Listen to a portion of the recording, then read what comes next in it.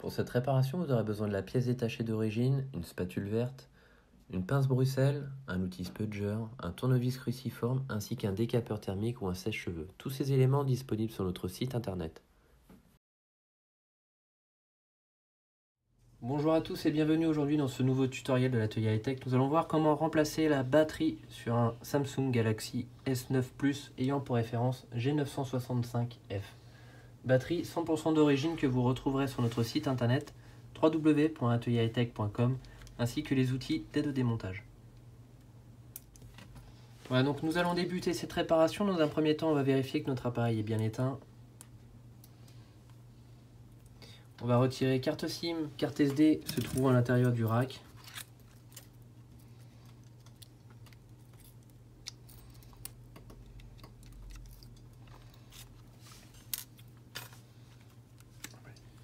Et on va procéder au décollage de la vitre arrière de notre appareil. Donc pour cela, on va avoir deux méthodes. On peut utiliser un i-Sésamo ou un i-Flex que vous retrouverez sur notre site internet. Le problème, c'est que vous risquez d'endommager la peinture de la vitre arrière. Le plus facile pour vous, c'est d'utiliser un morceau de radio que l'on a tout chez nous. C'est économique et assez performant pour la réalisation de cette réparation. On va utiliser également un décapeur thermique ou un sèche-cheveux à une température grand maximum de 83 degrés et chauffer en périphérie de notre appareil pour décoller et dissoudre le joint qui se trouve en dessous. Voilà, donc on va tout d'abord commencer à chauffer dans l'angle en bas à droite.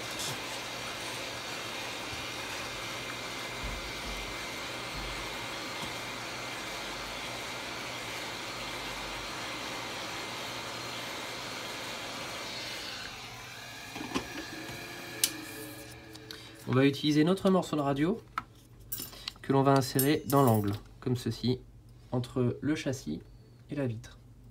On va cisailler tout doucement comme ceci et passer en dessous. Voilà. Ensuite, si vous sentez une résistance, il vous faudra chauffer un peu plus longtemps. On va faire petit bout par petit bout, donc on commence par la partie basse étant collée un peu plus fort sur cette partie là.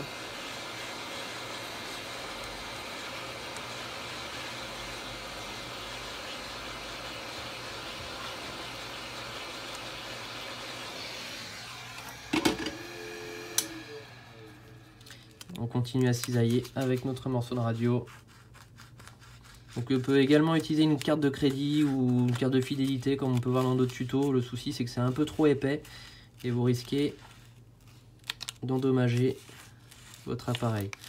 Voilà, donc là on a décollé une partie. On va continuer sur la partie où on retrouve le bouton power.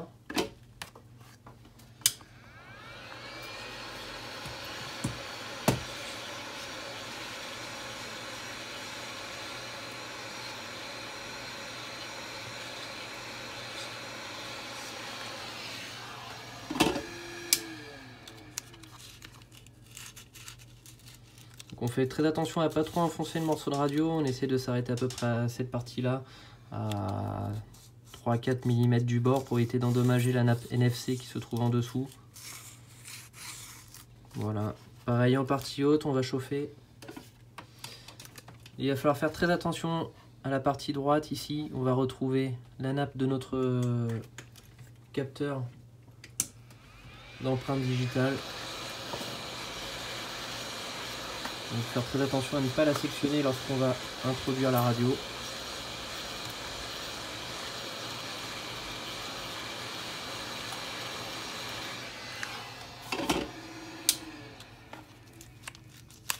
Voilà, on poursuit avec notre morceau. Voilà. Et à partir de là, on fait très attention.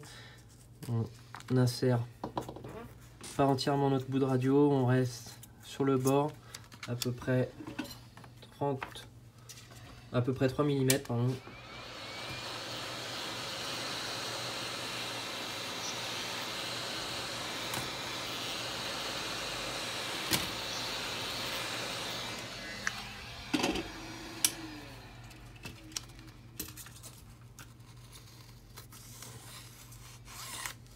Voilà.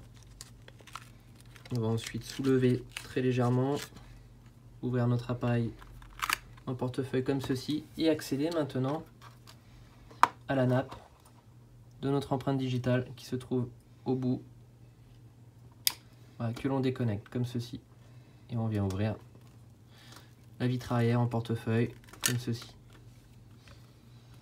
Voilà, donc on a extrait notre vitre arrière.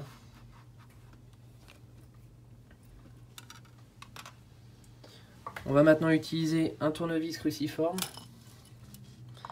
retirer toutes les parties qui se trouvent en partie haute, centrale et partie basse.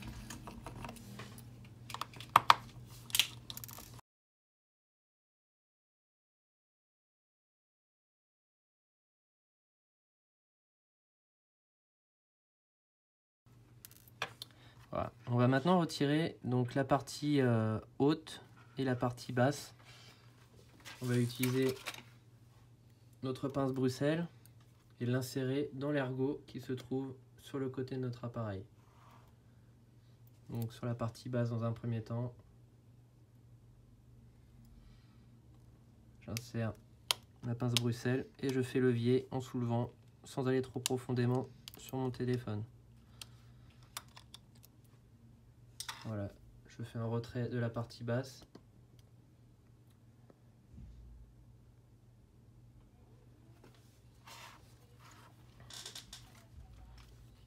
Je décolle très légèrement le NFC sur les côtés sans trop tirer dessus.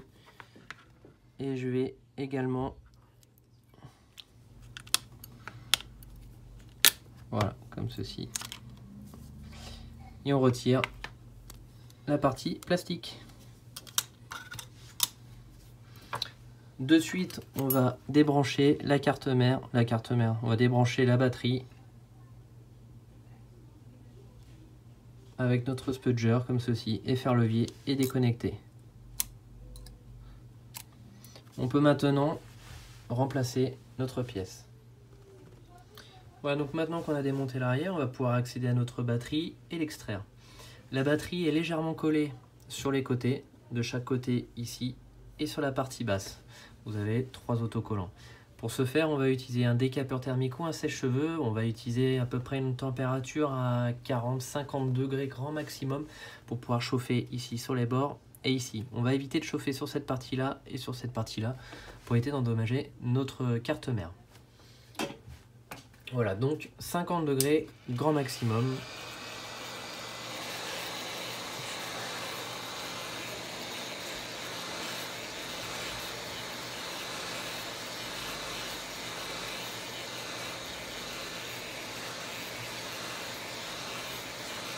Et on vient balayer le bas et le côté.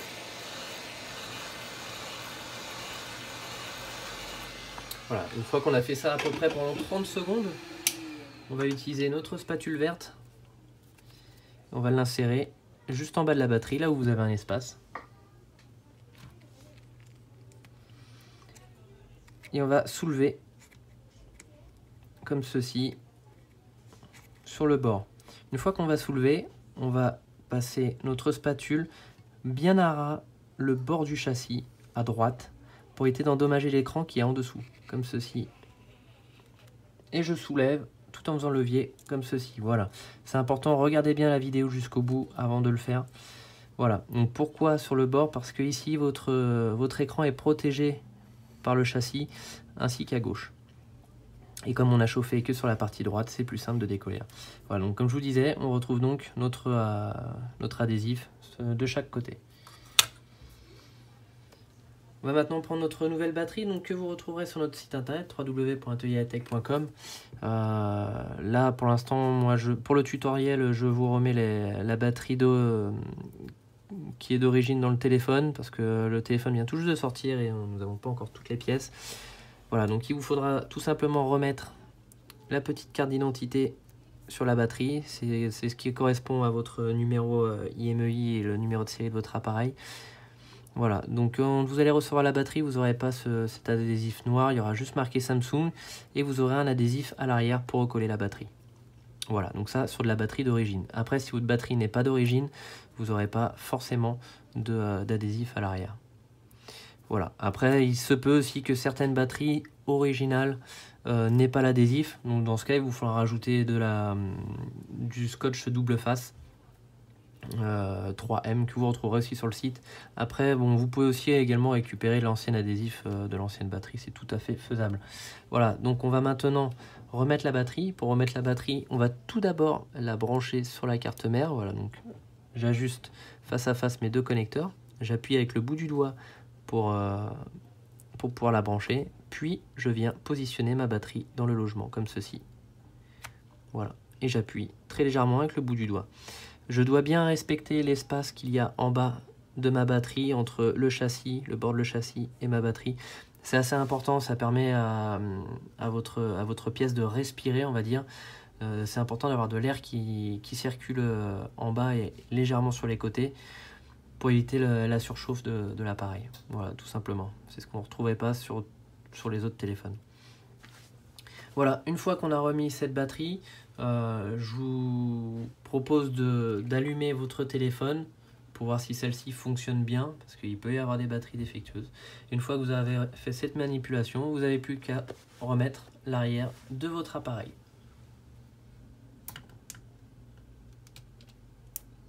Voilà, donc on a remis notre nouvelle pièce. On va maintenant remonter la partie arrière de notre appareil. On va tout d'abord insérer la partie basse. Donc on va insérer cette partie-là en premier, comme ceci. J'ajuste et j'appuie. Donc voilà, là où il faut bien vérifier, c'est ce que je vous disais tout à l'heure, si les nappes sont mal remises, en dessous, vous pouvez avoir une légère déformation.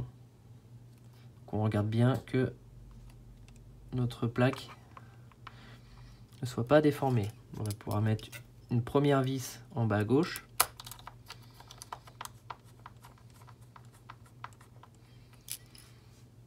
Et une vis en bas à droite.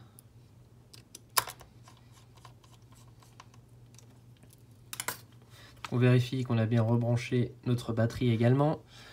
Et on va maintenant insérer la partie du haut et latéral. Voilà, je clipse comme ceci. Donc j'y vais vraiment tout doucement avec le bout des doigts. Hein. On force pas. Vous entendez les petits clips qui se mettent en place. Voilà, une fois que c'est bien clipsé, qu'on est bien bord à bord comme ceci. Pareil, il faut vérifier qu'il n'y ait pas d'épaisseur en plus. On peut maintenant remettre toutes les vis sur la surface de notre appareil.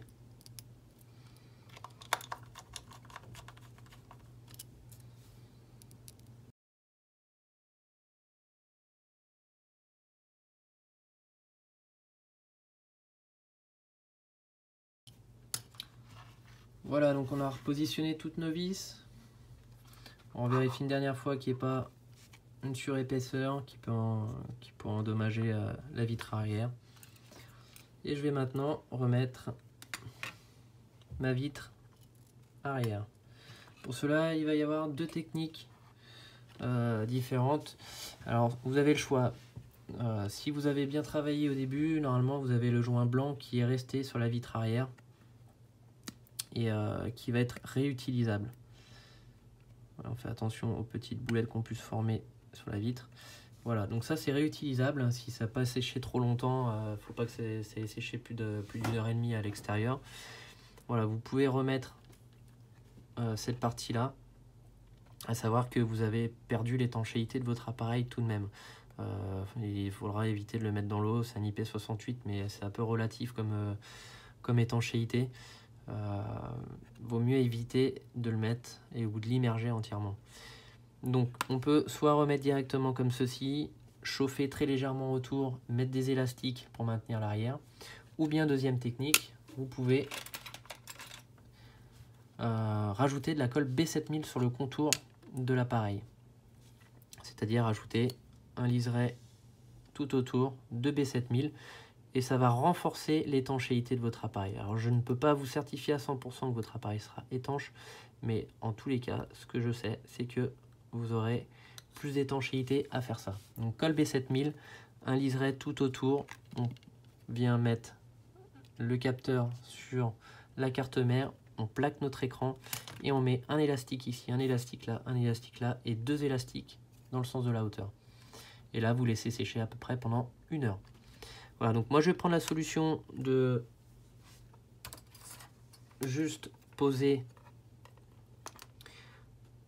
ma vitre arrière. Donc tout d'abord, je vais connecter mon capteur d'empreinte digitale à ma carte mère.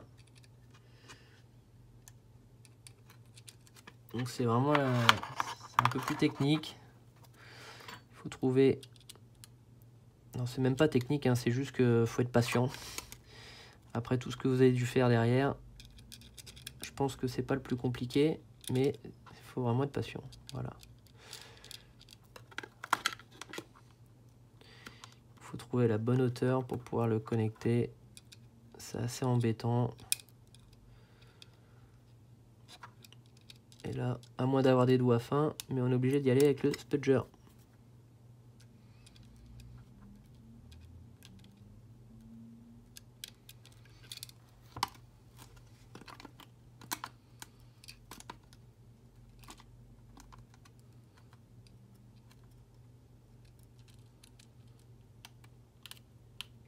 Rassurez-vous, la nappe est beaucoup plus longue que sur le S8, donc qui dit plus longue dit plus simple à remettre.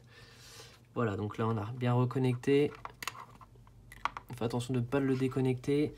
Et moi je vais repositionner ma vitre arrière. On ajuste bien les angles en haut et en bas et on vient appuyer sur tout le contour de l'appareil. Donc si vous avez opté pour la solution B7000, comme je vous disais, on met des élastiques tout autour et on laisse reposer pendant 1 heure. Voilà, donc nous dans notre atelier, on utilise un four qui est spécial, qui va réchauffer l'arrière pour pouvoir retrouver une étanchéité presque parfaite. Voilà.